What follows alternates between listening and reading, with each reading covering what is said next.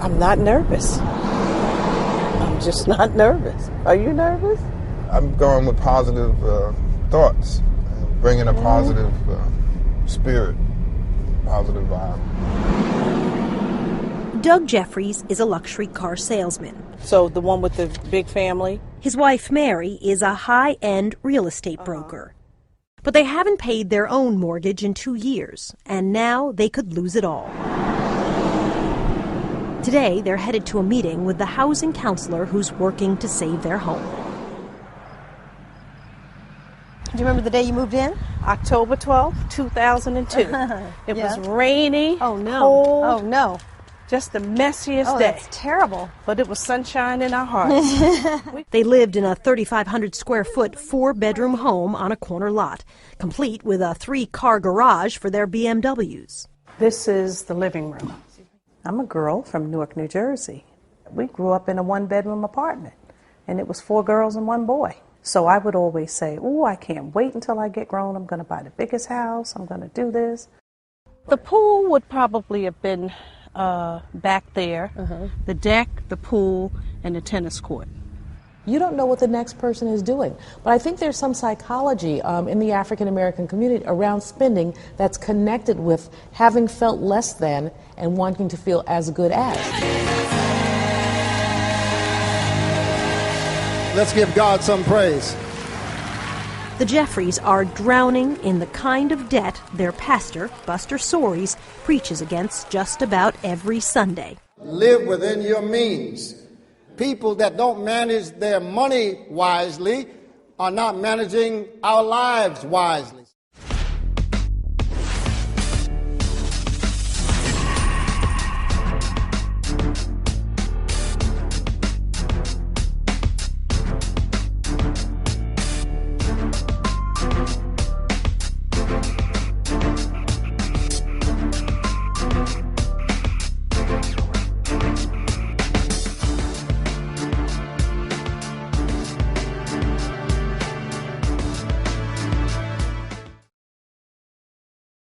Live within your means. People that don't manage their money wisely are not managing our lives wisely. Soaries is the senior pastor at First Baptist Church of Lincoln Gardens in central New Jersey, and he's on a crusade. He thinks Black America has a new enemy. Is debt a bigger problem than racism? Yes, debt is a bigger problem than racism. You didn't even hesitate. There's no question to me that debt is a bigger problem than racism. It's a provocative theory, but Soaries stands by his claim.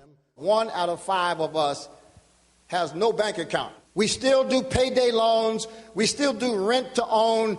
But you see, we'll drive shiny cars and we'll wear designer clothes. And we have all of the appearances of doing well, but we won't admit that we're broke. Being in debt is slavery. When I'm paying last month's bills with next month's check, that's slavery. When I'm writing a check hoping that it doesn't bounce, or when I pull out my credit card praying that it's not rejected, that I'm living in financial bondage. It's a problem exacerbated in today's economy, the worst since the Depression. Longtime church members Doug and Mary Jeffries feel like they're living in financial bondage. They've refinanced their home twice and are now on the verge of foreclosure. They've turned to their pastor for help. One day, I just broke down. We were at a funeral at the church, and then Soaries in his inimitable style pulls up and, what's up, man? How you doing?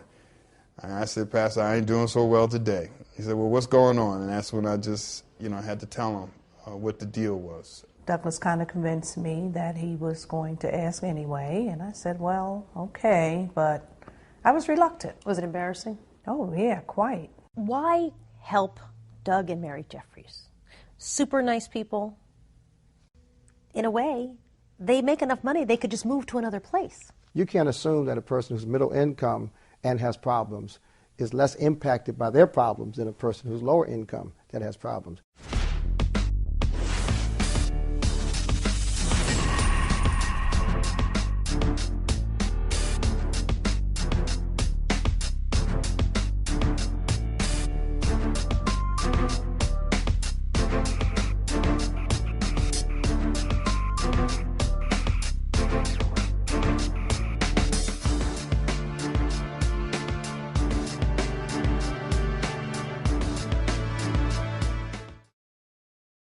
After 25 years working his way up the ladder at a large insurance brokerage firm, Carl Fields was let go.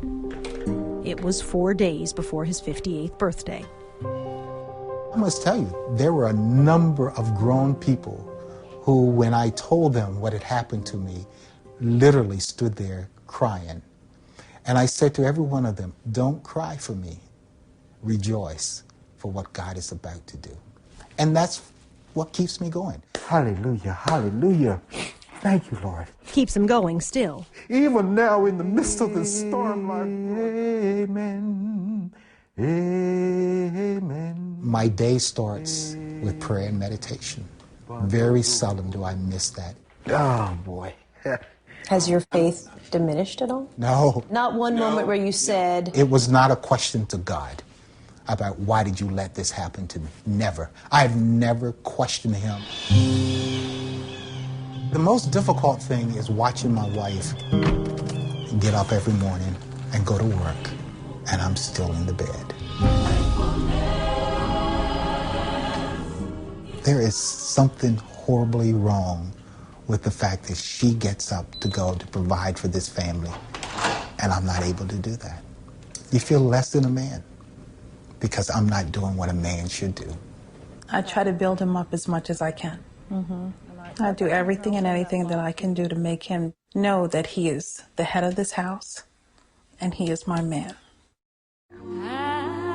They describe their marriage as wedded bliss, despite many challenges, including this current one. What's the stress on the relationship? Not being able to pay all the bills exactly like we'd like to. Their regular monthly expenses are roughly $6,000. With his unemployment benefits and her salary as an administrative assistant, they're about $2,000 short each month. What do you pay and what do you not pay? The first thing is our tithes. You pay the tithes first? Oh, yes, always. Don't you think the church would understand if you said, listen? It's not the church. God gives us 100%. We can give back 10. We teach people to tithe with 10%, save 10%, and invest 10%. And so, in effect, we're living below our means. The Fields still try to follow that model and save, but it's very difficult. Every day, Carl goes to the library to search for a job. It's a full day. He fills out applications, then tries to camouflage his age. Some of these online applications, you cannot complete the application without indicating your date of birth. It gives the employer an opportunity to weed you out. 59 years of age, what do they realistically think in terms of my longevity with the company at this point? He also masks his experience.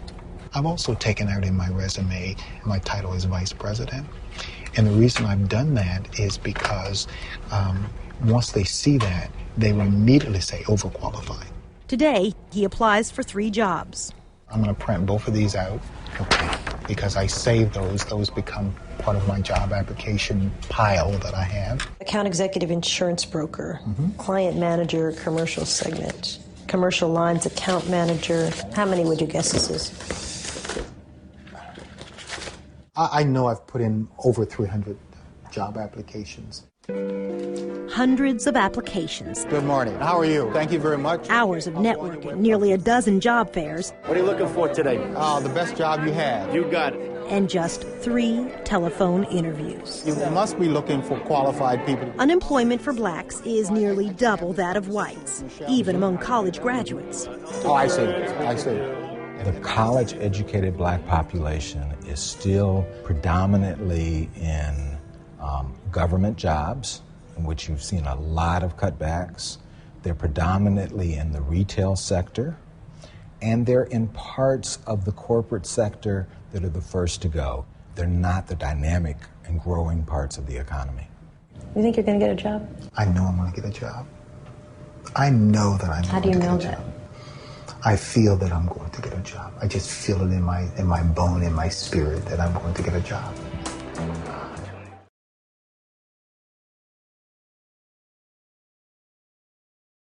Hello. Welcome to our Lunch and Learn today, put on by dfree. We are doing a special Lunch and Learn, all things $1 billion challenge. So today, any questions you may have about $1 billion challenge, how to get started, lots of tips, lots of information.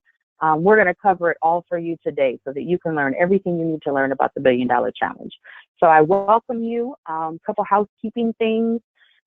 This is a closed session, so there is not an opportunity for questions during this time, but we'll have an opportunity at the end to share how you can ask questions and get in touch with the team. So we just want to make sure we go through. We have a lot of jam-packed information today to get you all started on the $1 billion challenge. First, I want to bring greetings from our founder and CEO, Dr. DeForest B. Soares Jr., and our executive director, Tamika Stembridge Esquire. They lead the dfree movement nationally and globally, and we're so blessed to be on a team with them, working with them, and under their leadership. We'll go into a little bit more detail about some of dfree, but I am Janiyah Lake. I am the Director of Training and Engagement. I have with us today Catherine Taylor and Shonda Sutton.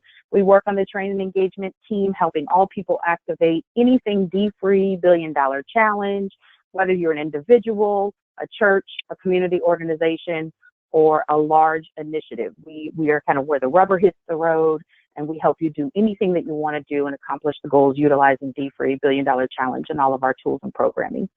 So we'll just jump in and get started. Here's the things we're going to cover today. We're going to talk about what is the $1 billion challenge. We'll briefly cover a little bit about dfree, but today is all things $1 billion challenge. We're going to talk about how you join. I'm actually going to give you tutorials and show you screens. I'm going to answer questions that people frequently ask us. We're going to talk about starting and leading a group. Additionally, tutorials and show you things that you need to do to get started, as well as tips and best practices.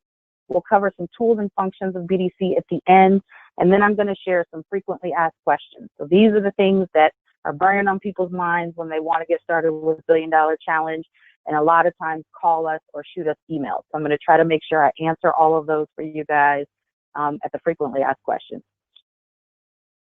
But we'll just get started. So the $1 billion challenge is actually a tool of the dfree program. So if you haven't heard about the dfree program, this is just a little bit of information. Contact us at the end if you have more questions about dfree. But if you're familiar with dfree, you know, it was created in 2005 by Dr. Soares. And, you know, his book and workbook are the foundation of the dfree movement. It's the 12 steps that we go through to get financially free and start to build wealth.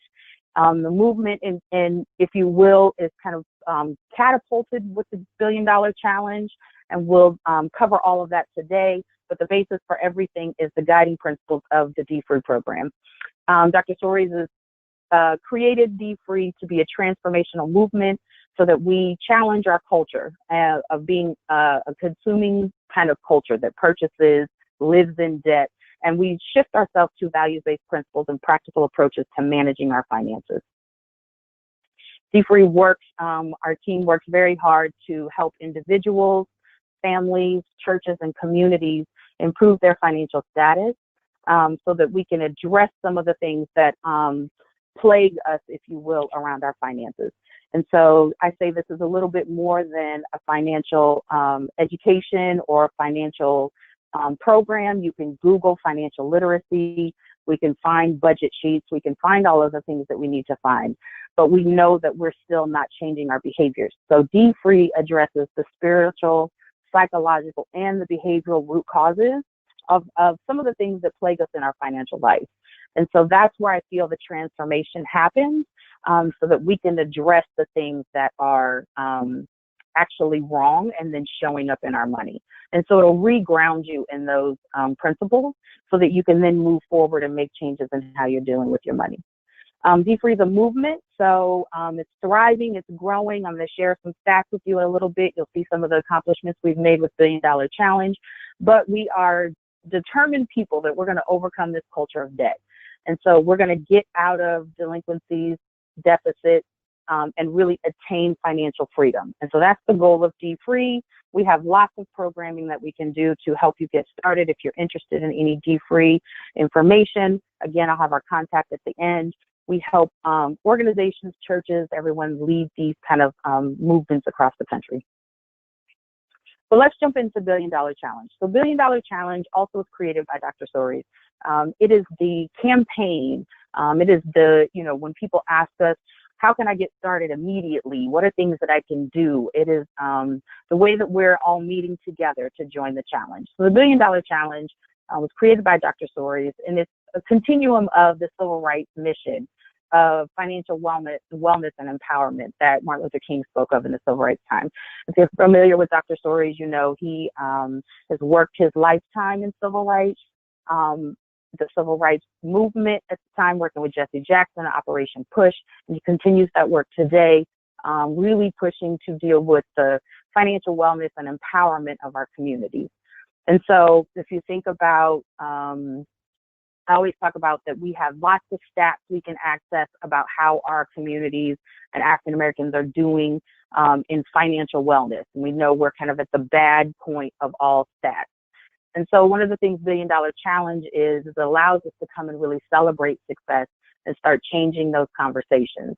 And so we want to empower people to meet us at the $1 Billion Challenge to where we're paying down our debt, we're making savings plans, we're starting thinking of things we can move those monies to, and really be in a positive space around how we're dealing with our finances and opportunities to grow. So it's an economic situation that people are improved now, so we want to give them options. The $1 Billion Challenge allows us to meet in a digital space and celebrate paying down consumer debt. So this is our homepage here, and I want to just point out one of the first things that's very exciting is to date, we've paid over $23 million worth of debt together. And so this is where we've joined the challenge. It's kind of designed like a weight loss challenge or challenges where you can get together with your community and see your impact in a larger way. It's a free interactive tool. So individuals join, they can participate in groups. I'll cover that in a little bit. But it's where we're really focused on taking charge of our money and paying down our consumer debt. And then building those emergency savings plans. We know those are the first two things that we need to address in order to move ourselves along to wealth building. The goal of the $1 Billion Challenge, we want to educate, we want to inspire, we want to enable participants to come together and pay down debt. We have a goal of $1 billion altogether. It's free. It's a national campaign, and the $23 million you see is all of the folks that are participating and joining together. This is the impact that we've made. So it's very exciting. I'm going to go ahead and jump into how you get started, because the goal is that we want, if you're watching this video, you want to get started on the $1 Billion Challenge. I don't think there's anybody that I've met that doesn't have debt or payments or things that they want to manage and pay down. And this tool allows you to do that, as well as building a savings plan and starting with things you're saving for. So I'll go through each of these in a little bit of detail. But how do you get started? So if you go to billiondollarpaydown.com, that's our website. That's where you'll see this great $23 million number and where you can take advantage of all of the tools and everything we have on here. To the right, there's a green Join Now button. You simply click the button and you'll create a profile. And so when you get started, and this is what your kind of first screen will look like, actually, you'll create your profile. But I wanted to point out there's tutorials that will help you walk through everything. So if you see here, this is Welcome to the $1 Billion Challenge. You can click this that you want to close it, but you can say yes. And what it will do is it'll walk you through some of the key functions of the site. I encourage everyone, as you kind of join in, there's a lot of great information. Go ahead and take the tutorial at least the first time you go in, and it'll get you started. But you'll build your profile. So when you join, you'll create a sign-on, you'll use an email, you will put in a little bit of information. I point out this screen for a couple reasons. One of our most asked questions is, what is the information that you collect from me? How secure is the site? What is it that's going to be on, on this profile or on this website? And so I wanted to show you, this is what an actual profile looks like. Up above, this is the scroll down to kind of some of the information that's pertinent, but up above is your name. You'll put in your name of what you want your profile name to be. You'll put in the email address that you want to use. And then you'll put in your phone number, zip code, age range, annual income range, and then the types of debt that you have. None of this information is your social security number. None of this is account numbers. None of this is an app that's like a mint.com or anything that will attach to any of your bank accounts. So you do not have to worry that you would be putting in identifying information or things that will give any information to either your credit file or your current debt or your bank accounts or anything like that. So this is the information that's on your profile. It allows us to know our audience that's using the $1 Billion Challenge so that we can continually design tips, tools, and meet the needs of the folks that are using it. So there is not any personal information. And then once you build your profile, this is what your dashboard looks like. So just a couple things I'll point out on your dashboard. To the left, if you see the edit profile, my J Lake, the view edit profile log out, that's how you would get back to that page that I just shown prior to the slide. That page will allow you, if you ever need to change your password, if you ever need to update maybe the state that you live in or the zip code that you're in, anything like that. So you can go in and edit your profile as well as put a picture, anything that you want to personalize your profile. All of that, you can go back and edit those. If you see the top arrow here, we have total debt reduced, total saved.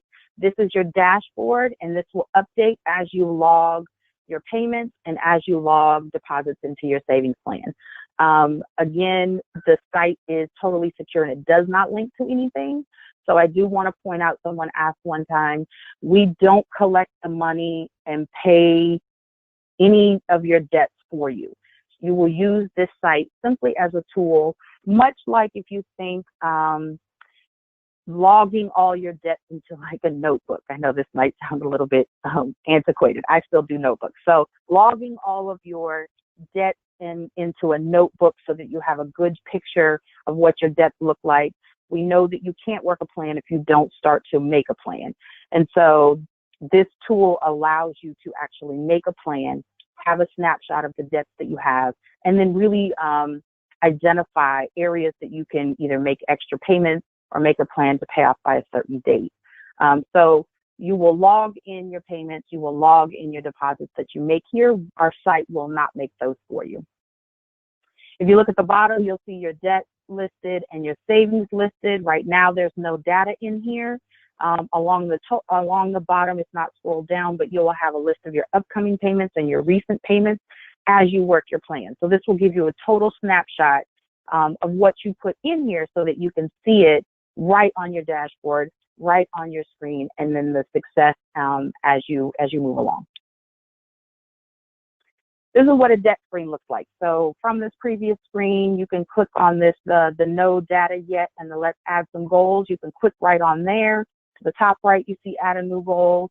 You can do those a couple ways, and then this is what your debt screen will look like.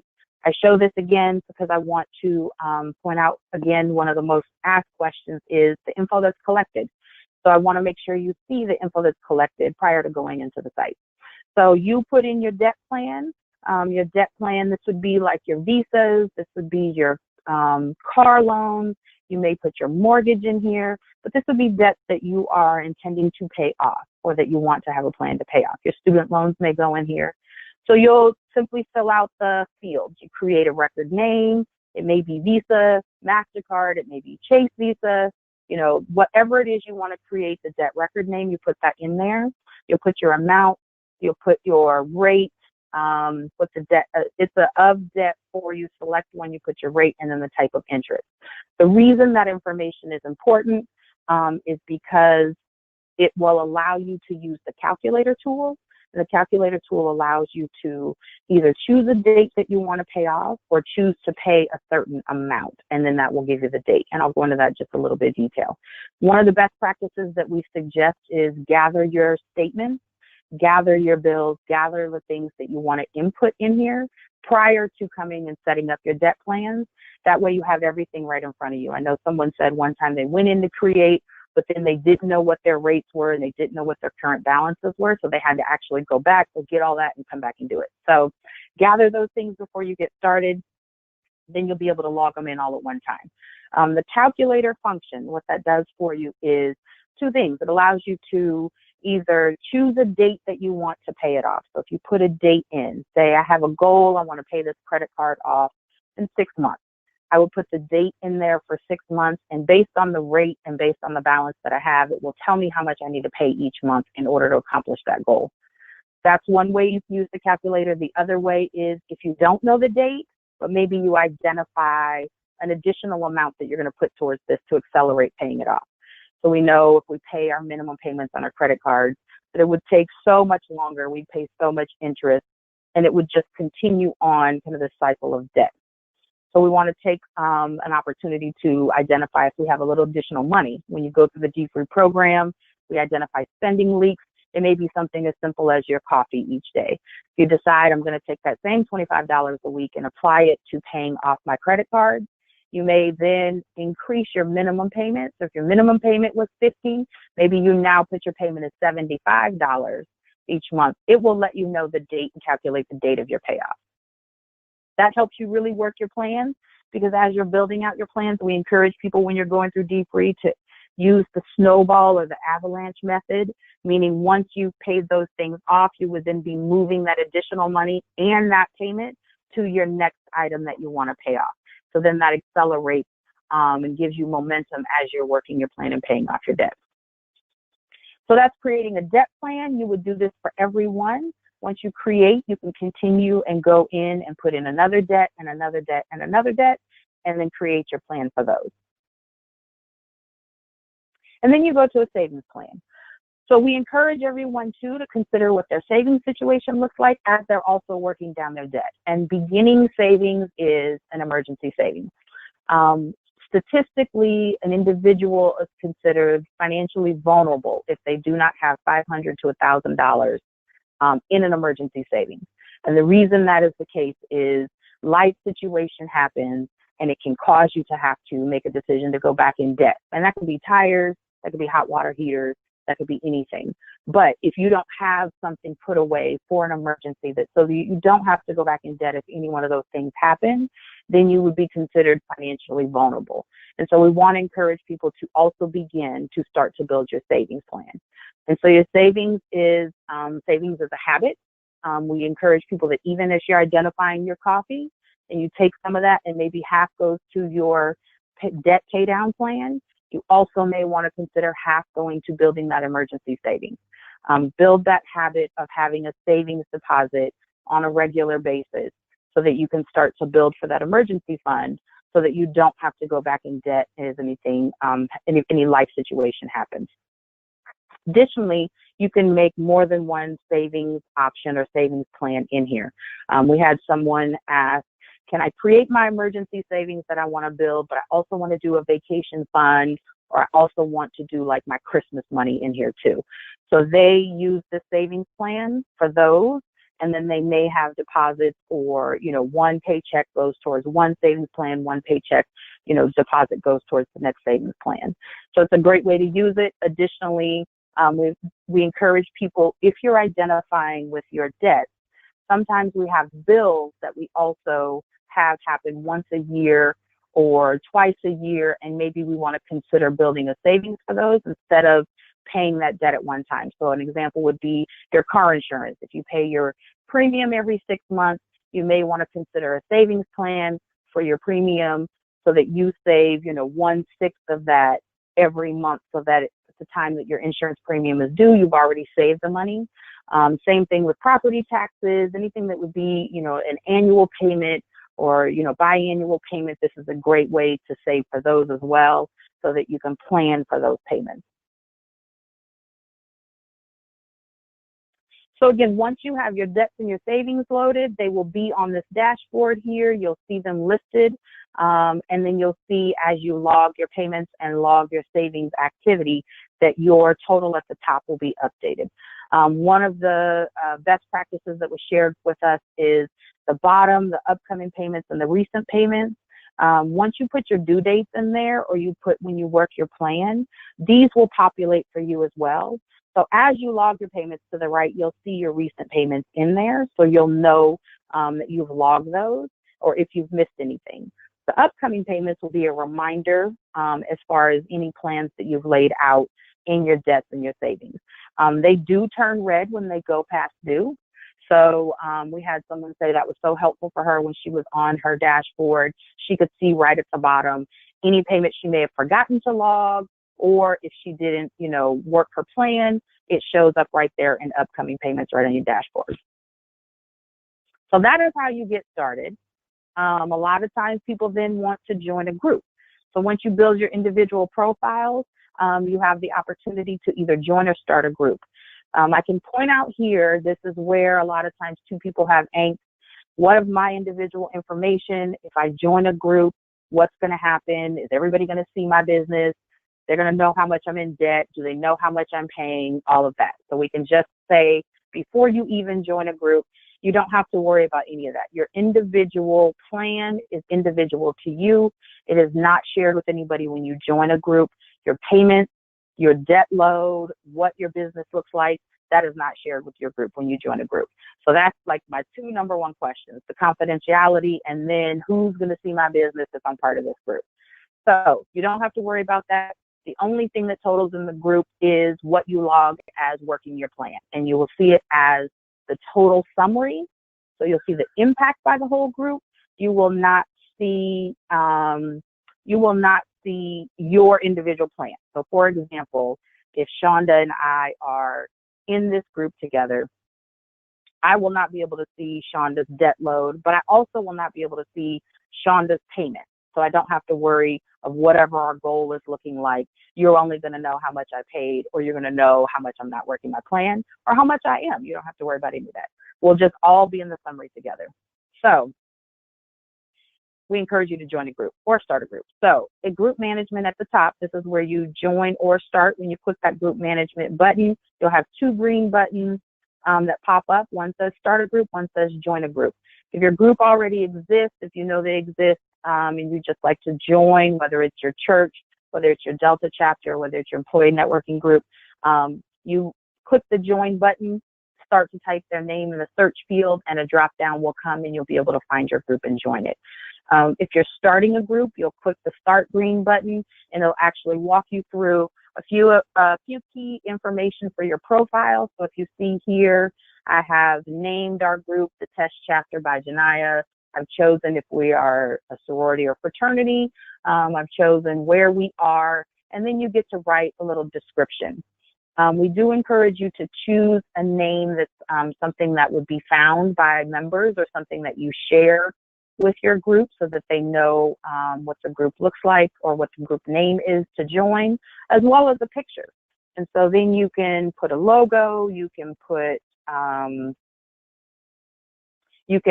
a picture of your group, you can put anything that you want in here so that people can identify your group. Couple things about groups, you can only be part of one group at a time. So if you start a group or join a group, that is the group that you belong to. You would have to leave that group to join another group. And if you leave that group and join another group, your impact of whatever you were in a group actually goes with you. So whatever your debt payments, that will move to your new group. So that's a question that we get asked a lot, as well as what kind of groups can I start? You can start any kind of group. So we have large national initiatives that have multiple chapters underneath, and I'll cover those in a little bit. We have area initiatives. So we have a person leading dfree and $1 Billion Challenge in Ohio.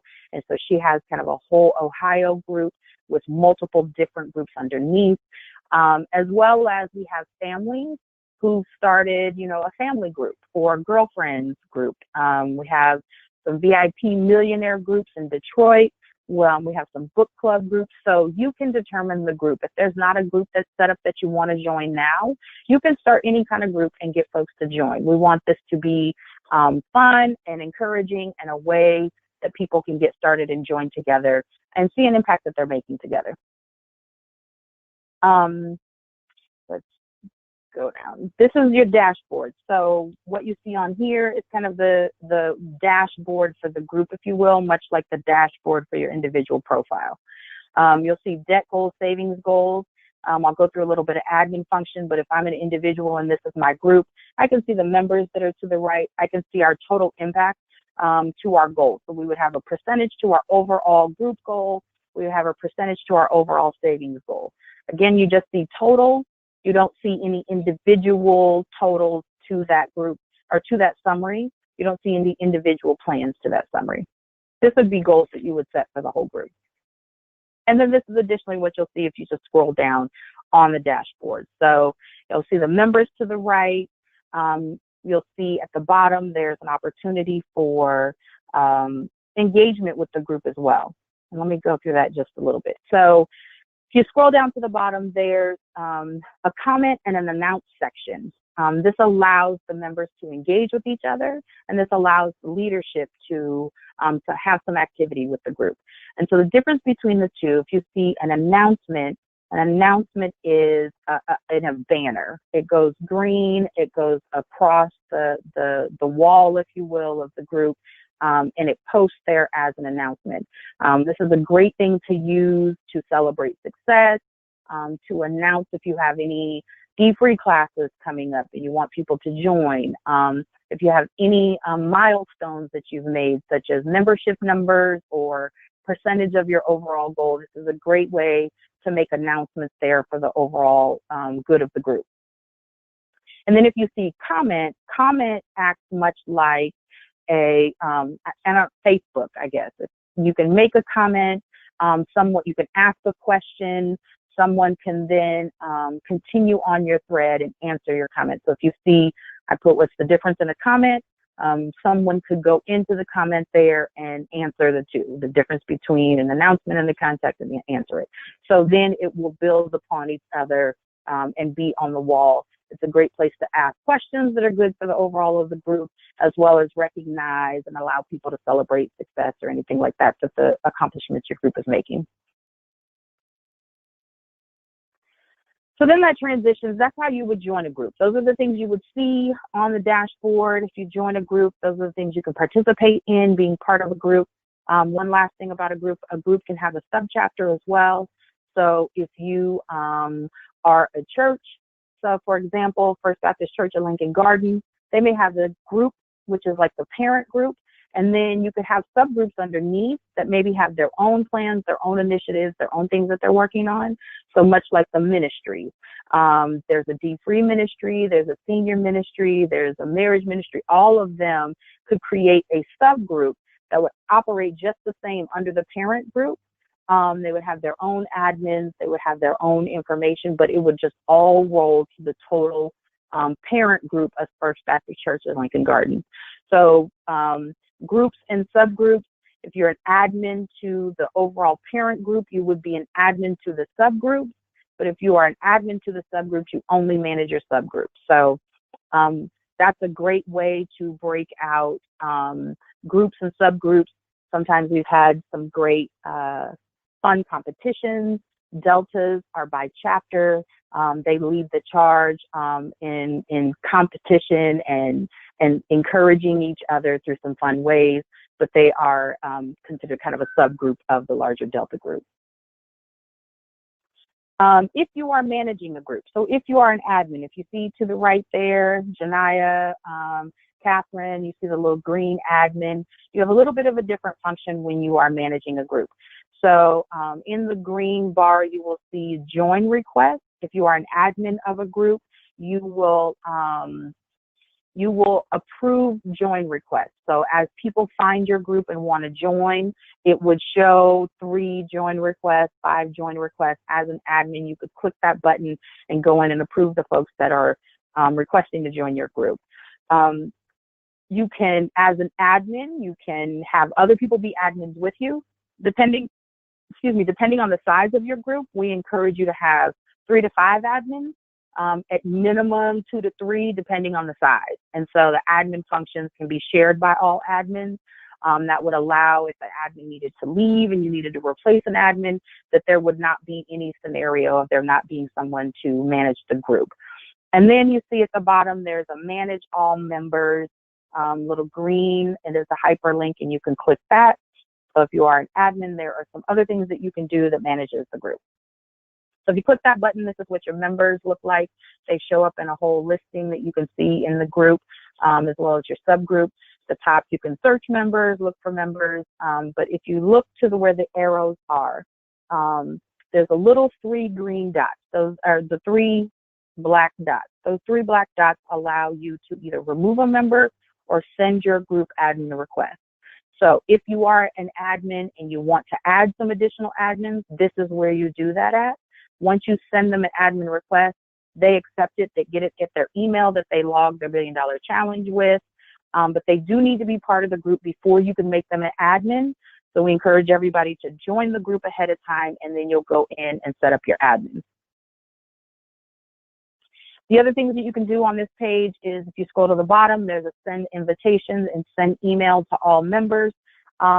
You can invite people to join your group. So if you know their email address, you can send it to them there. We did have a question one time saying, I got an invite to an email address I don't want to use. Do I have to use that one?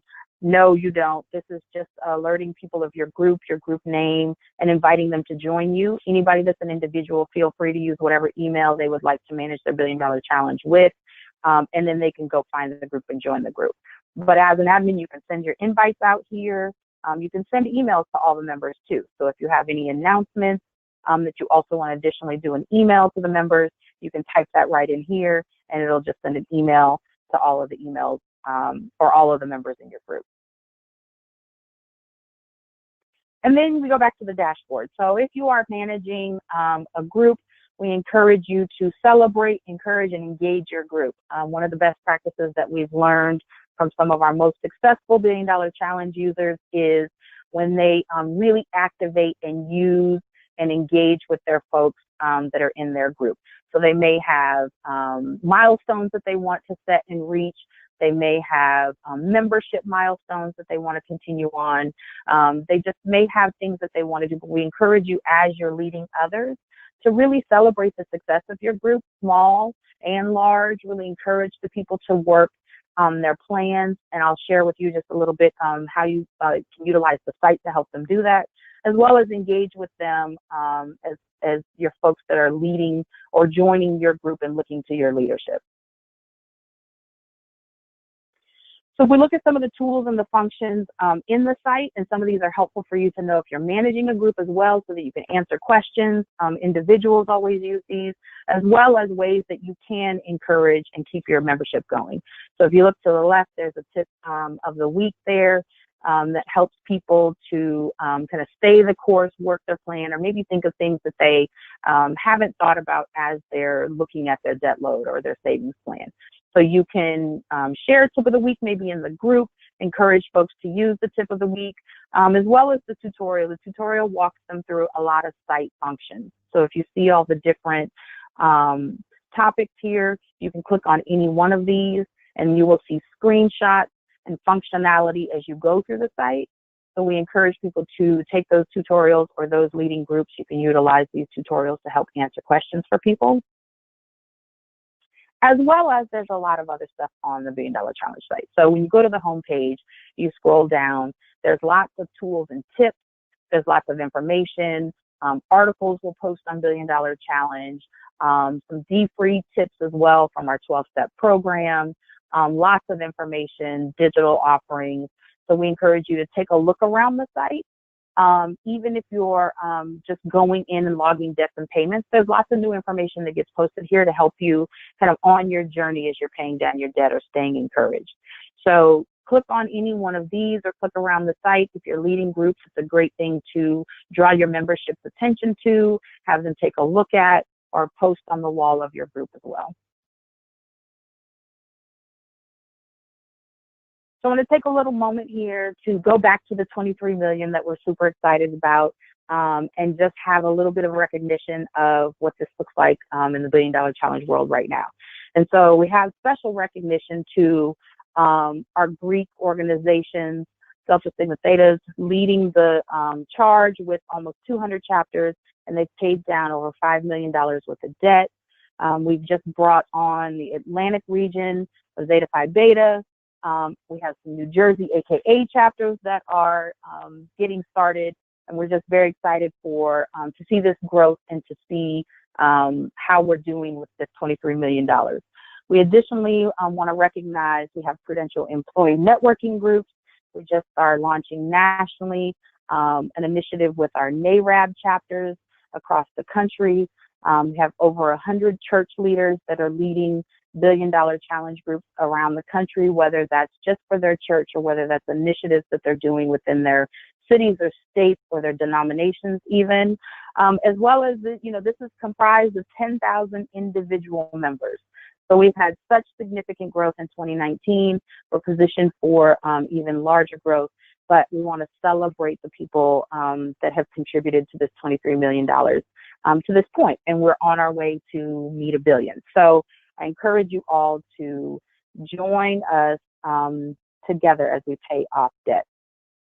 I want to take a moment here to just make sure I cover some frequently asked questions. We did everything from joining individually, creating a group, leading a group, some activities to get you started.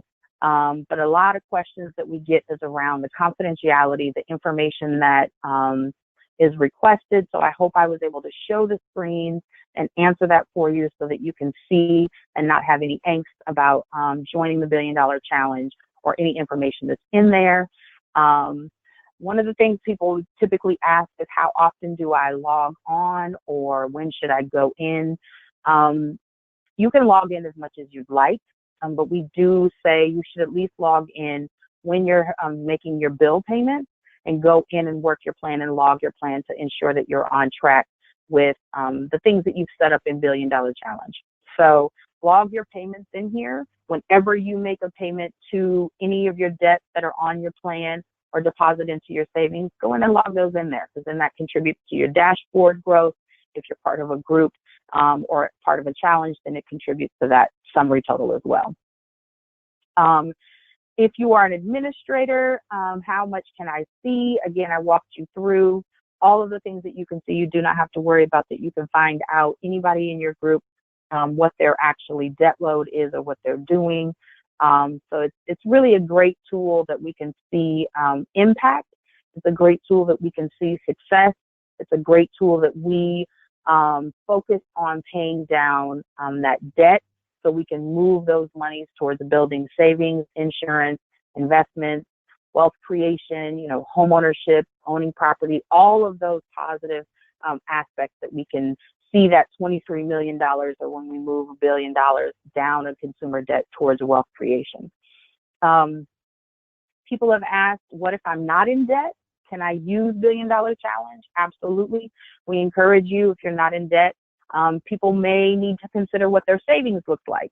Sometimes we have people that are not in debt and they're really disciplined, but they may need to really look at what their emergency savings look like, if they have that built up so that they wouldn't have to go back in debt. Additionally, we encourage you, if you're not in debt, to consider, if you're not part of a group, leading one. This is something that we want to celebrate those that maybe have those good practices and good activities that they've done to join us in dfree and $1 billion challenge as a leader, and continue and spread that with us. Continue to give back, as our level 4 of dfree is, to where we want to infuse our communities, our families, our churches with really joining this and making a change. Personal information, how do I access? The $1billionpaydown.com is how people join. But really those most frequently asked questions tend to be around group administration. It tends to be around confidentiality. It also tends to be just around how do I use it and if it attaches to anything. So I want to encourage you all again to feel safe and confident that you can use this, and it's not anything that you have to share any information with.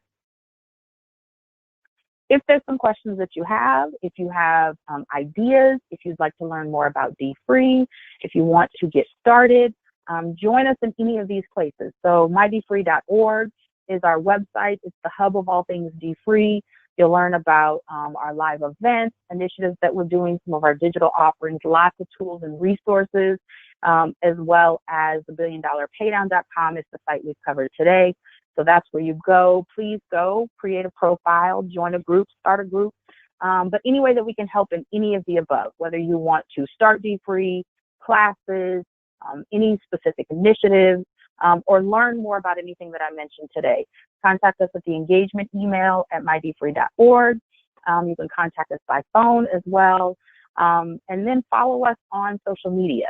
We do look for testimonies and the space we're creating in community of where we're encouraging people to really shift how we're participating in our finances. And so we love to see testimonies. We love to see how your groups are doing. We love to celebrate your success with you as well as share within the larger community any success, best practices, or anything that we can support you in. So reach out to us if you have any questions. And I look forward to seeing our $23 million just go up and up and up to $1 billion. Thank you, everyone. Have a great day.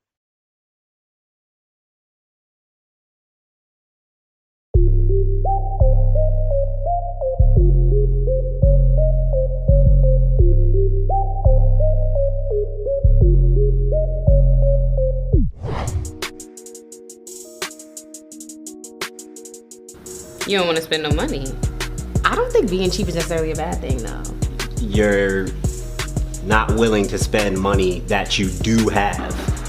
Not spending money, pretty much. Yeah. My last dime, food. A flight or a ride home. Probably $100. Yeah. It's around 120. Yeah, if I'm going out that week, yeah, add that 60 in there. I think about it and then I decide, like, yeah, I'm about to spend it. I think about it and then I spend it. Welcome to this episode of the Black Money series, bringing you everything lifestyle, everything millennial, everything dfree. Today we're going to be talking about balling on a budget and how you can live that lavish lifestyle without going broke. What does it actually mean to ball on a budget? 1, act your wage and live accordingly. 2, spend within your means and follow your allotted budget. And 3, to live a fabulous life while doing so. How do we do that? Well, first, let's play a game of myth and truth to see what you actually know. Budgeting is designed to prevent you from spending. That's a myth. Budgeting isn't designed to keep you from living your life. It's designed to help you to get out of the lifestyle of living paycheck to paycheck. So it helps you add a little extra coin to whatever you're trying to do during the week or whatever you want to do during the month. You can spend over your budget. Very true. I mean, don't go buying the latest versions of Yeezys if you know you can afford them. You know you have to set out what you want to spend each month and stick to it. I can keep a budget in my head. That's a myth. Let's stop right there. You can't do that. You shouldn't do that, and it's not a good idea. I tried it. You could try again, but you should never try that to begin with. You keep a budget in your head. I don't care if you think that you can do it or you can do the most in the world. You can't do that. It'll help you spend more money than you're trying to actually save. So you might as well just take your budget and write it down. Budgeting requires like super hard math. No. Budgeting is for everybody. Truth. A lot of people think that once you become a billionaire, millionaire, or you make a certain amount of money, that's just freedom to go crazy and spend all your money. But the newsflash to that is budgeting is supposed to guide you towards that. It's supposed to help you balance your funds out. A lot of times the people who do have the money, the reason they have the money is because they don't spend the money. So you just got to keep that in mind. Even people like Diddy, Oprah, they have a budget that they set to. If you've answered all these questions correctly, congratulations, you're a budgeting genius. Ooh. If not, it's all right. In the words of Biggie, if you don't know, now you know.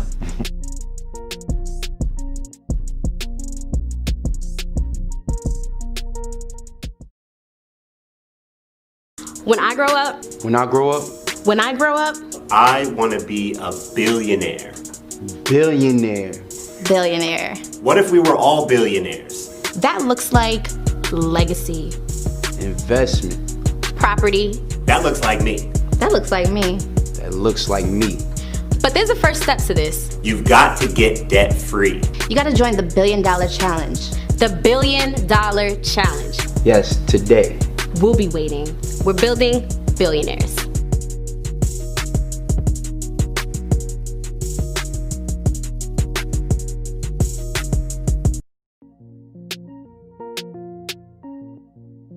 Still need help on budgeting? Don't worry, we got you, in the words of Issa Rae. Here are some tips on how you can ball on a budget. Couponing, food, clothes, electronics, furniture, services. There's coupons for it all. According to coupon.com, more than 55.7 million Americans are now using online coupons, representing 25% of the US population. There are millions more who use clip coupons from their Sunday pages. They grab them from the store shelves or use them from their mobile phones. Here's an extra piece of advice for free. Bed Bath & Beyond coupons, they don't expire, and you can use them at Harmon's and Bye Bye Baby. You're welcome. Groupon is our friend as well. If you're going on a date, need a little self-pampering, want to go have a good time, make sure you go to Groupon.com. Also, according to Statista.com, in 2017, Groupon had 49 million active users. So you're missing out, fam, if you don't go download that app right now. Shop consignment and clearance. I mean, walking into Zara when they have like those massive sales is just like, thank you, sweet baby Jesus, for blessing my life on this day. It's just like something that, it does something to our minds when we walk in and we see, you know, the 25, 50, 75%. If I see 10% off, I might, 20. I got an issue. 50. Basically, just stop trying to keep up with the Joneses. This should probably be number one. They do not love you or pay your bills at the end of the day. You don't need to go get a Gucci bag unless it's on a super sale. Don't buy that car that you know you can't afford. And please, please, please don't spend $1,000 on a weave if you don't have $1,000 for yourself after you done got your hair done. Be patient, grasshopper. Your time will come to shine. Go to happy hour. Happy hour. I'm saying just get the drink and food specials. Don't just be up in there spending full price on stuff. $2. And if you gotta go to the club, you trying to, you know, if you must, make sure to eat and drink at home before you get there. Those dinner parties, you know, eat dinner first at home and then go and order a little appetizer or something like, I'm not really hungry today, y'all. Also, grab a little side hustle on the side. You know, nowadays it's easy to grab something on the side. You could do Uber, you could be a nanny, you could contribute to a website, something. Whatever talent that you have, whether it be hidden or out in the open, make sure you use it to the best of your ability and make sure you use it for your benefit. Y'all not gonna like this, but cancel all subscriptions. Dead 'em. I'm talking Netflix. iTunes. Tidal. Sorry. The gym. I mean, most of the time we don't even use these to their full capacity, so it's like, why am I even spending my money every month? True. I can vouch for that. And if you need to, you know, watch your sister Netflix, log into your boyfriend's Tidal, work out at home or outside, and call it a day. That's it. That's fine. Also, do your own hair and nails every now and then. I know it sounds a little bizarre, but I myself, I like to indulge in a little pampering here and there, at least twice a month. I don't know about that. You know what I mean? But let's add up the prices to that, you know what I mean? You go get your nails done, it'll be about $35. 2 times a month, ladies, that's $70. Fellas, you know, you might take your lady to get the pedi, you know, that's $20 a visit.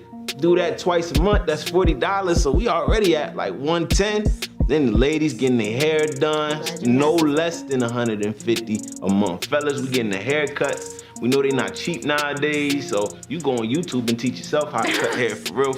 Okay. You know what I mean? Let's ball within our budget. Well, that's it for this episode of the Black Money series. Make sure you follow us on social medias, Twitter, Instagram, Facebook at mydfree. Also check out our next episode of the Black Money series, available on our YouTube page at mydfree every Tuesday. Make sure you keep up with us. We're here to help you build and grow. Besides, what's better than one billionaire? Building 2. You know.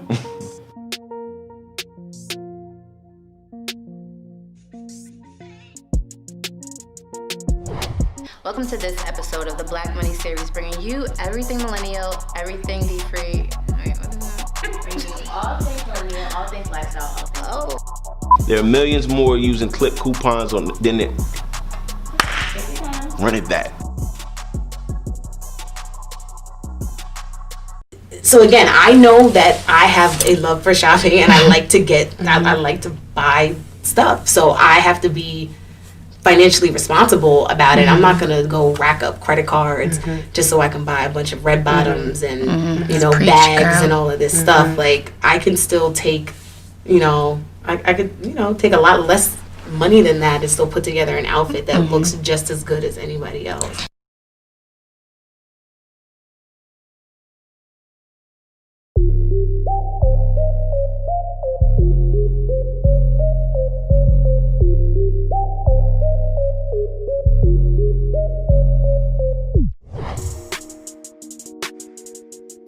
I was about to say hustle means just hustling. Hustling means just, you know, going after whatever it is you want, your goals, your aspirations by any means necessary. She got her own. That's what I think. Ain't that what Jimmy Fox said? Being a girl boss means just flourishing in yourself and your femininity. We do a lot. We create culture, we create trends, we create everything, really. Black girl magic is a black girl who knows her worth, who knows what she stands for. What is black girl magic? It's me. Hi everyone, my name is Chloe Francina. And I'm Nia Be Unstoppable, and welcome to this episode of the Black Money series, where we are bringing you all things lifestyle, all things millennial, and all things dfree. Today, we're going to sprinkle a little black girl magic and discuss what it's like to be a hashtag girl boss, a hustler, and give you different tips on how to work your mind, money, and magic.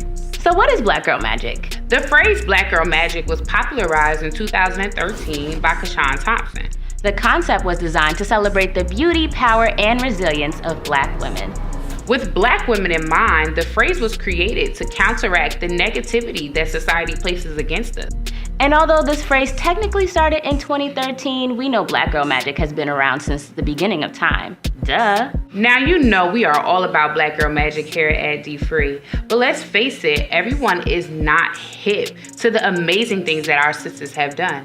So let's look at the facts. According to blackdemographics.com, black women represent about 71% of women in the workforce. However, they still have a higher unemployment rate compared to all women. African American women, in comparison to all other groups of women, are more likely to work in lower paying occupations than higher ones. So where are black women working? I'll tell you. They're working service jobs like nursing, teaching, assisting, and clerks. Black women working full-time earn 63 cents for every dollar in comparison to white non-Hispanic women. Put it like this, black women had to work 7 months into 2017 in order to make the same as what white men did in 2016. Yikes. But here's some good news. Black women actually own 14% of all businesses in this country. That's pretty cool, isn't it? Yes. My name is Aaliyah Pierce. I am from Somerset, New Jersey. And a little bit about myself, I'm an author, writer, and spoken word artist. I was in undergrad at Rutgers University, and the only experience I really had with debt was college student loans. I didn't know what interest was, I didn't understand what forbearance was, so I literally was just looking at a dictionary and looking up these words and saying, what the heck is this? And then I realized that, like, I kind of need to get my life together. That was my come to Jesus moment. You're in your own little bubble, in your own little world, thinking that you're the only one going through this, and you're not alone. You're not.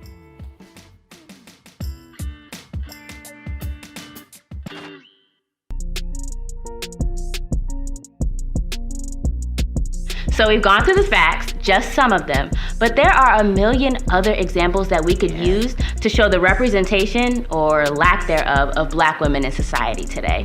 For example, the Wonder Woman phenomenon. That was such a great airplane movie, right? But I have a question. Where were all the women that looked like me? I mean, Chloe, let's think about Serena Williams, one of the greatest tennis players to ever grace this earth. A powerhouse within herself, a wife, a mother, just a phenomenal woman overall. But we still remember the horrible comment of her being built like a man. Women's equality and feminism. Now you know we're all for women's equality. All for it. But what people tend to forget is that women's equality should be inclusive of all women. Emphasis on all. That means women of color too, Although there has been a lot of progress, there are still a lot of things that we have to deal with. So how do we as Black women overcome these obstacles? Here's what you can do. Find a mentor. There are tons of great mentors out there. Definitely be selective, but mentors are very helpful when it comes to advice, helping you to set goals, and just to get aligned with your career path. Exactly. Create your own way. Why not make your own opportunities? Do what you love to do and do it well. Don't hold back. And here's one that's very important. Speak your truth. Yes. Like Auntie Oprah said, speaking your truth is the most powerful tool that we all have. Exactly. And get involved. Get involved in your community or get involved in an organization. Be the active change that you want to see. Own your magic. Everyone on this earth has her own unique characteristic. So use it, grow it, and share it. It's yours. And we wouldn't be us if we didn't shout out some of our favorite girl bosses and very inspirational women that we know. Yes, so let's start off with one of our very own, Miss Tamika Stembridge, our executive director, also known as the Free Black Girl. Miss Charnel Anderson, marketing director for the dfree Global Foundation. Michelle Joyce, the Rebel, my favorite, and former marketing director of Bad Boy Entertainment. Jessica Brown, the college girl. Miss Miko Branch, CEO and founder of Miss Jessie's Hair Products. And Angela Yee, radio personality of The Breakfast Club. So regardless of who you are or what you like to do, there's always room for magic. Black girl magic. Whether you're a teacher, a businesswoman, an entrepreneur, or whatever, you have the power to use your magic any and everywhere. And if you feel like you're being held back, find the opportunity, make your own way, push through, and don't forget, you have a family of beautiful Black women behind you willing to support you and uplift you. Well, that's it for this episode of the Black Money series. Be sure to check us out on Facebook, Instagram, and Twitter at mydfree. And be sure to follow us on YouTube at mydfree as well to view our episodes that come on every Tuesday. And keep up with us. We're here to build and grow. Besides, what's better than building one billionaire? Building two.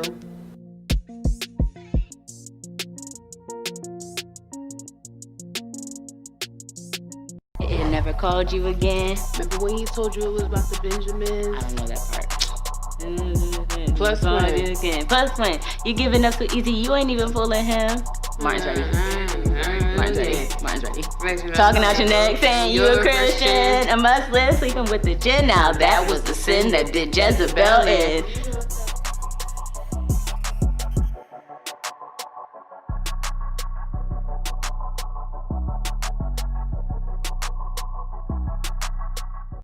Hundreds of jazz albums. He said, look on the second level at the green album and I want you to pull it out. So I'm looking, I only see one green album stuffed amidst all these. I pull out the green album. I open it up. Inside the album wasn't an album. It was $25,000 in cash, right? So I said, man, this is the most money I've ever seen in my life. I'm like, Papa, like, what is this? He said, you always gotta have something dumped off for a rainy day. So I was like, dang. So immediately, I understood the importance of saving. I understood the importance of not living above your means. And saying, oh, there's a difference between wants versus needs. Yeah. My grandpa put some of his wants to the side to make sure he took care of his family's needs. But he always had money, so he wasn't tripping when the cars broke down. He got 25 in cash. So me, since I've been young, I literally went home and I was listening to hip hop. So I wanted to be like my grandpa. So I had CDs, not big old albums like him. I had rap CDs. And I found a green one. It was C Murder, Bossalini. That was the name of it. And I'm from New Orleans. That's what I listened to. Yeah, so Lord forgive me. But and I had my first little job at a snowball stand. I don't think y'all have snowballs up north, but it's like an ice snow cone. Okay, we call them snowballs, right? So I had a job at a snowball stand at like 13, 14 years old, and I would buy like what I needed, but in terms of my wants, I was like, dang, I don't need these things. So I would save money. And I remember at the end of that year, I looked inside that CD and I had $800 saved as a 14-year-old. And that was a big deal to me, right? That was a big deal.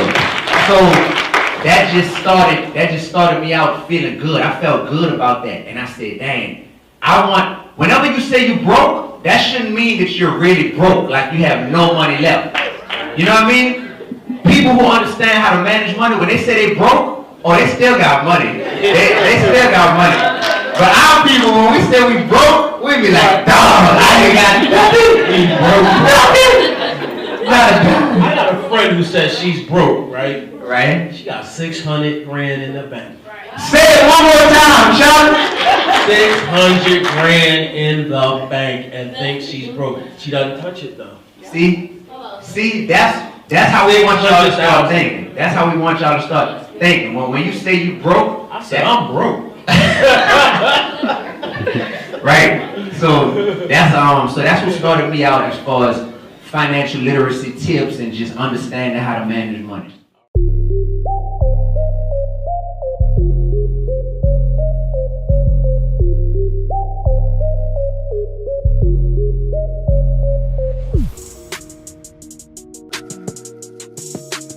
Nice walk on the beach, some candles lit. Honestly, like dinner and a movie. I'm chilling in the house. I'm basic. It depends on what kind of mood I'm in. In the beginning, we're definitely going out. We're not chilling. Absolutely. You're looking at two examples, representations of the word, right? It's getting a little hard. The pickings are a little slim.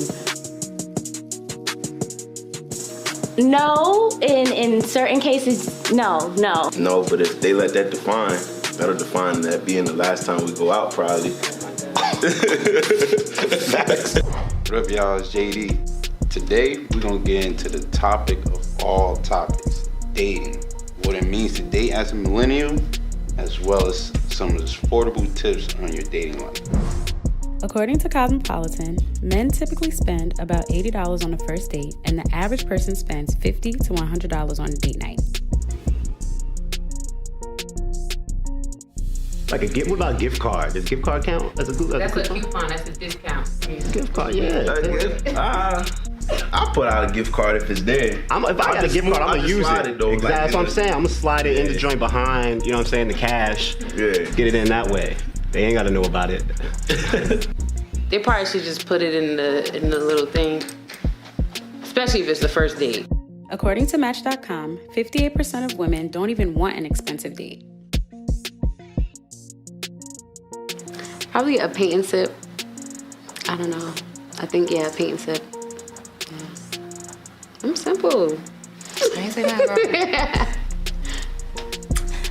I feel like something a little more adventurous. Like, I don't know, let's go go-karting or that Sky Zone thing.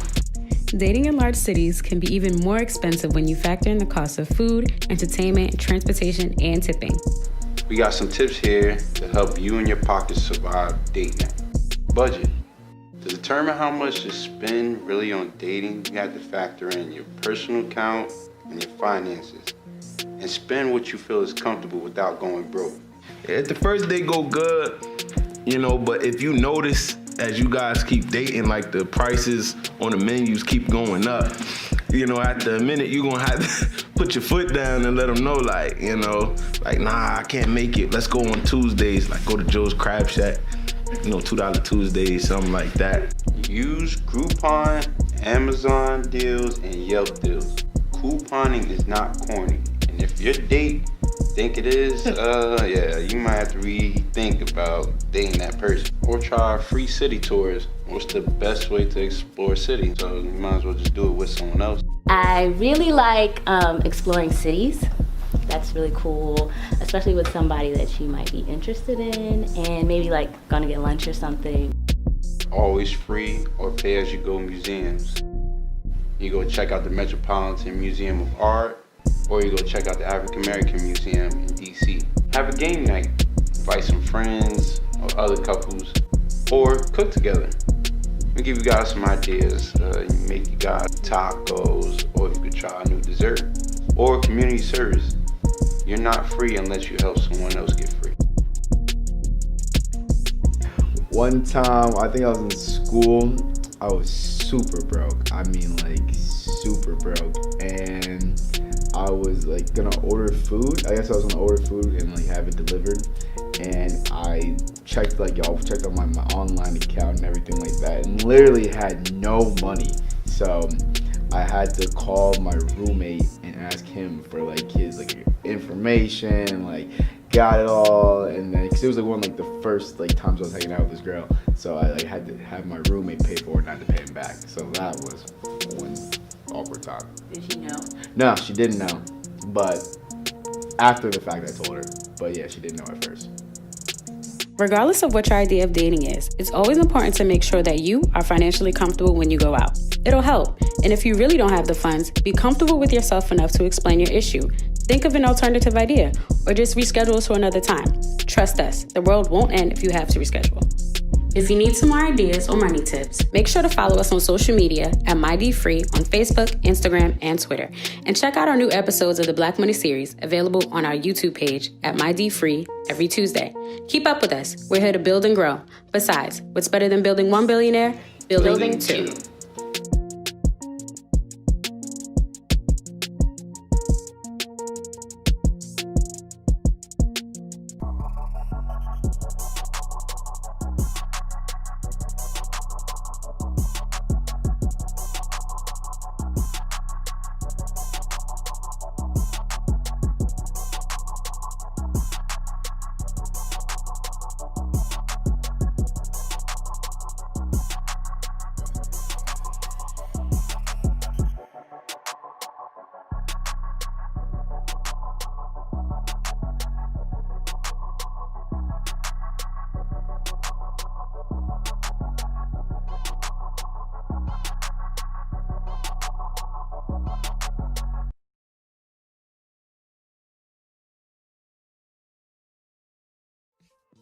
I love speaking to kids. I can tell someone who was in my position, just being younger, being less experienced, that like, okay, these are the things that I did. This is how you can do it differently. It's how you can, feel better about yourself. This is how you don't have to overthink. This is how you should keep God in tow and you could be a vessel to other people. I'm learning to budget myself. Because obviously when you're young, you're frivolous and you do whatever. But I'm learning now, yes, to budget. Is this something that I need? Or is this just something that's like trendy? The way that I dress, it's kind of like my own style, but it didn't cost me any more than like $60, $50, But I don't let like social constructs confine me. I've had somebody tell me, like, I was, in the military, I was in the Middle East, this song helped me through that time. This song helped me through, a loved one going. So those moments, those are like the full circle moments of this is why I do it for real. The best advice would be to have fun with your craft. I think a lot of my perfectionism came from thinking too much about what other people are gonna think. Are people gonna accept it? Who's gonna like it? I think that's where a lot of it comes from, is worrying too much about perception. And like I said, with social media, that's all we're worrying about, because we want to see who likes us. Who's this? Who's that? Like, that's a distraction. So go back to like the root of why you're doing what you're doing, and that's the love. If you love something, try your best to leave it at. Thank you for having me.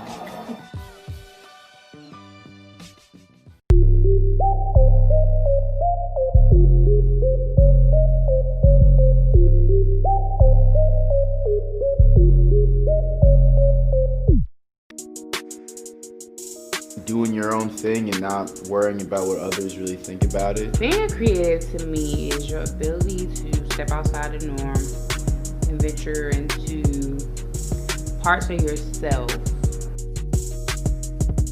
Someone who is just eager to do whatever they feel is necessary to get their art across. Probably look like one of those pieces of art that was like everywhere, like paint splattered everywhere and stuff like just happening. It would probably be like an afro with like a lot of colors. A statue, like like a Shaq statue, like at the Staples Center, just raw, just me dunking something. Hey, I'm Shauna. And I'm Martin. And welcome to this episode of the Black Money series, where we're bringing you all things lifestyle, all things millennial, and all things dfree.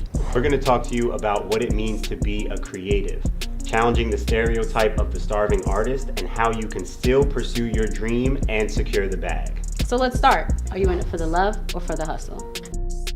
Some people enter the art world for the love and passion behind it, but they're sometimes overlooked by those who are doing it for the hustle. Let's find out if you're in it for the love or for the hustle. And if you consider yourself an artist, you should probably pay close attention.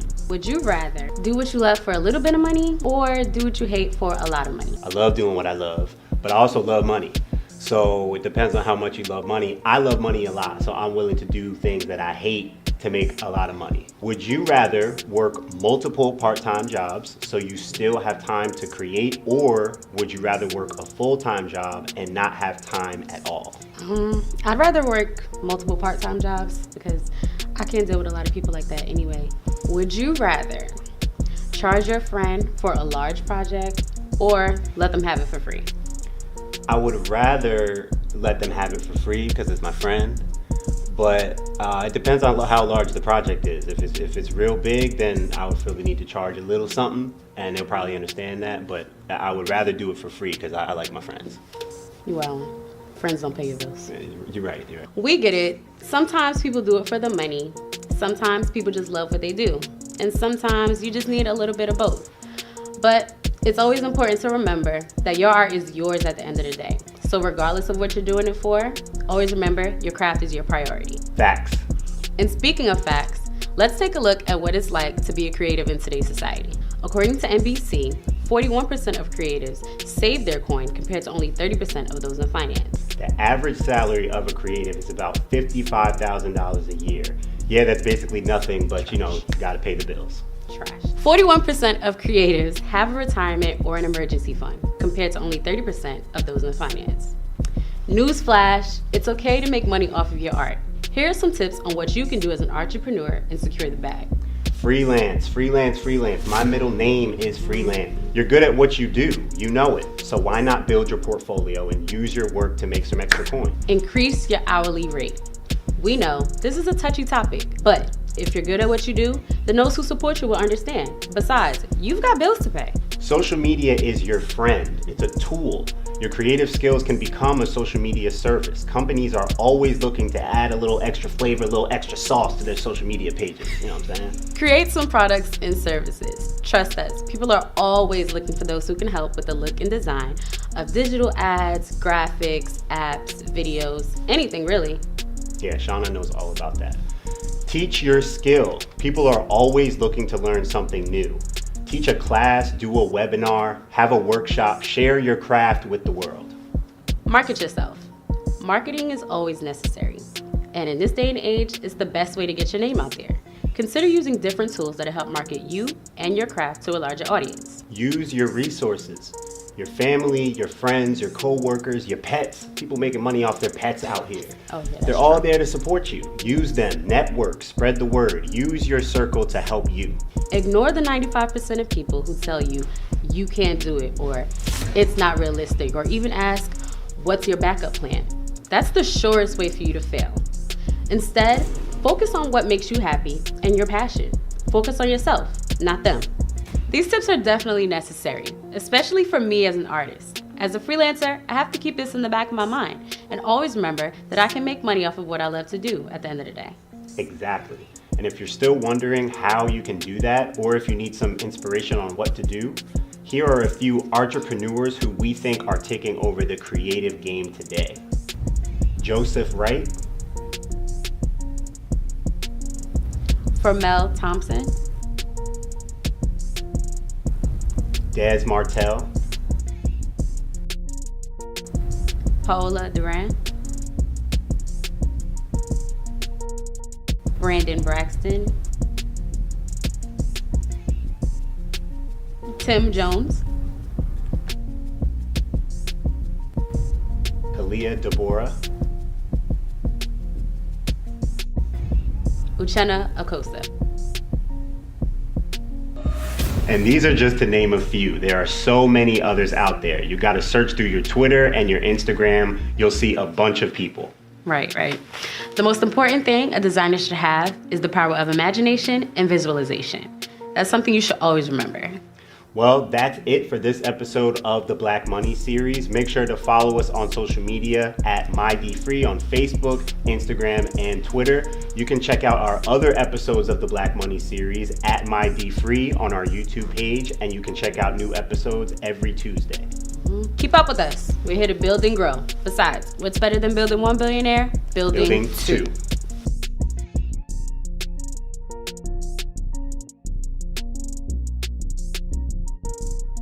Opening line. She got the two easiest lines of the whole script. I feel like I talk more than you in this. You ready? Read your thing again. What? Yeah, just read your cast too again. Today we're going to talk about what it means to be a creative, challenging the stereotype.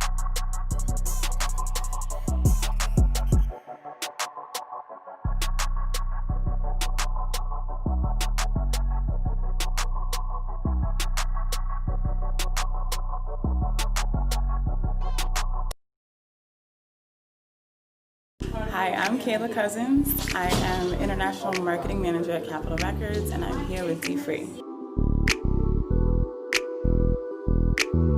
Entrepreneurship to me means doing it your own way, being in control and not listening to the powers that be. You can choose what projects you want to work on. You can choose how you do it. You can choose your own strategy, and that's the best part of it.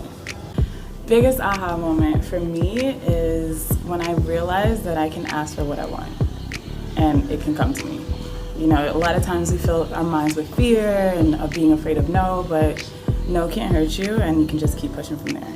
My guiding principle would be prayer and just knowing that I can go to God, He can comfort me. I know that I can go to God to empower me and just know that I'm not walking alone in whatever challenge I need to face.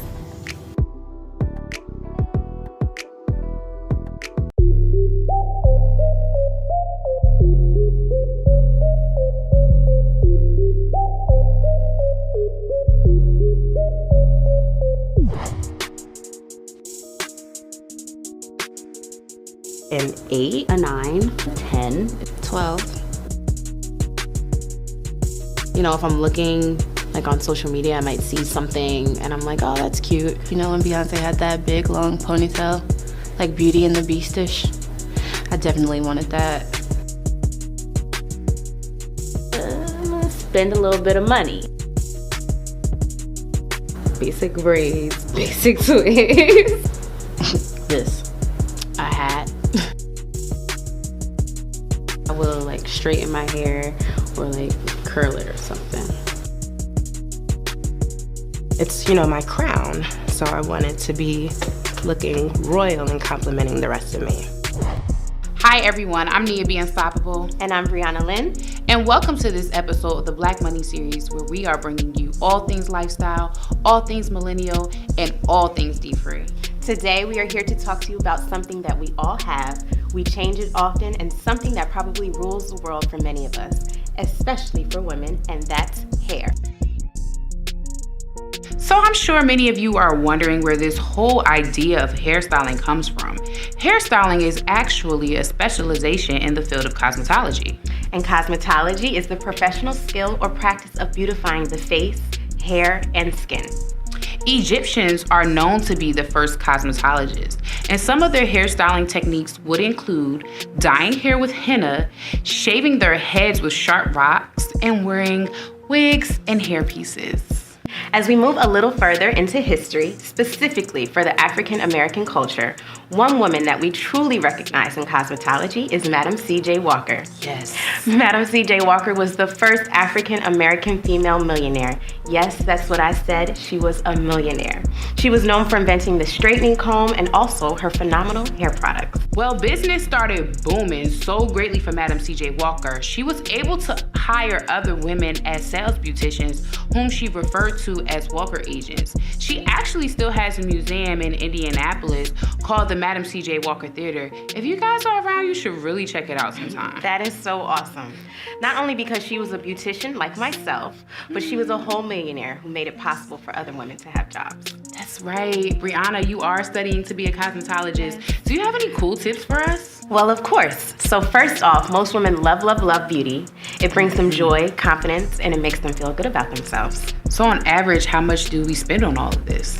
Well, according to Refinery 29, Black women in particular spend an estimated $7.5 billion annually on beauty products, shelling out 80% more on cosmetics and twice as much on skincare as their non-Black counterparts. So what about natural hair? How much, on average, how much does it cost to just get your natural hair done? Well, I think it varies per shop, it varies for length, it varies for texture as well, but the average cost for me at the salon I go to is about $75 for a blowout. And then if I wanted to add color, I may be walking out with a total of about $125 or more. Wow, that's sort of a lot, but I know one thing's for certain and two's for sure. The desire for most African American women to look good allows them to spend however much they need in order to achieve that goal. I mean, it all goes with the saying, when you look good, you feel good. I am Jasmine Walden, Marketing Promotion Specialist at dfree. My life before dfree was a bit of a mess. I was throwing my money everywhere. I lived by the don't cheat yourself, treat yourself motto. So everything I wanted, I deserved. That's what I told myself. Automatically, I knew, okay, I have to think with a dfree mindset. So if you've ever been out, lunch, whatever, and your card has been declined, you know how embarrassing that is. It's the worst. So being dfree helps me avoid that problem altogether. I can live dfree and still have the things I want. No, I don't have to worry when I go out. I got it all under control.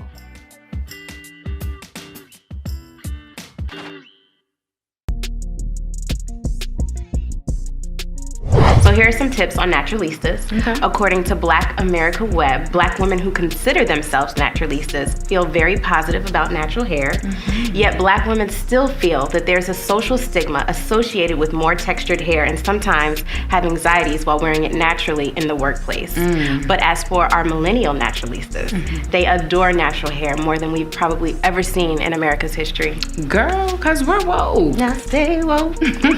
Well, for me, I love my natural hair, but girl, sometimes I love me a good weave. Weave are also referred to as many women as extensions, and most women wear weave because they are protective hairstyles, they're quite convenient, they add length to your hair, and they can be addictive. According to hairextensions.com, depending on length, packs of human hair weave can cost anywhere between $76 and $400. Therefore, women who get new weaves or touch-ups every 2 months can spend about $456 to $2,400 a year on hair itself. Now, dailymail.com reported that the average woman will drop $55,000 in a lifetime on hair products and treatments. That's a lot. This probably explains why becoming a beautician or a professional overall in the beauty industry has remained such a lucrative business. Yes. In an article with Galore, I read that hairstylist Ming Lee talked about starting her business with just $500 and it only took her 15 months to reach her first million. Girl, I read that about Ming Lee too. And I mean, shout out to so many people in the hair industry doing such great things. I mean, we have Tierra Monet, Tokyo Styles, Kim Kimble, Crazy Hands, Ming Lee, Migo Branch herself, Hadia Barbell, and Alonzo Arnold. This is just to name a few. So Brianna, before we go, we know hair is a major priority for us. So can you share what is the biggest bang for your buck? Well, I definitely think that investing in your hair is a must if you care about the way you present yourself. And there are ways, of course, to maintain a great look without going broke or in debt. But I ultimately think that you have to find what works for you. The reality is we can't all afford to go to the hair salon every week or every 2 weeks. So if you are able to do hair, do it at home yourself or ask your good girlfriend or guy friend. But be sure to protect your hair with styles as far as hairstyling, extensions, cutting, things that require a professional. Well, that's it for this episode of the Black Money series. Make sure you follow us on social media at mydfree on Facebook, Instagram, and Twitter. Also, be sure to check out our episodes of the Black Money series at mydfree on YouTube every Tuesday. Keep up with us. We're here to build and grow. Besides, what's better than building one billionaire? Building two. Thanks, you guys.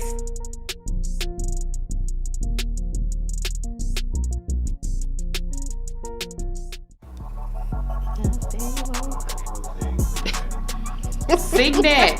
Add that in there. Okay. Add that in there, Brianna.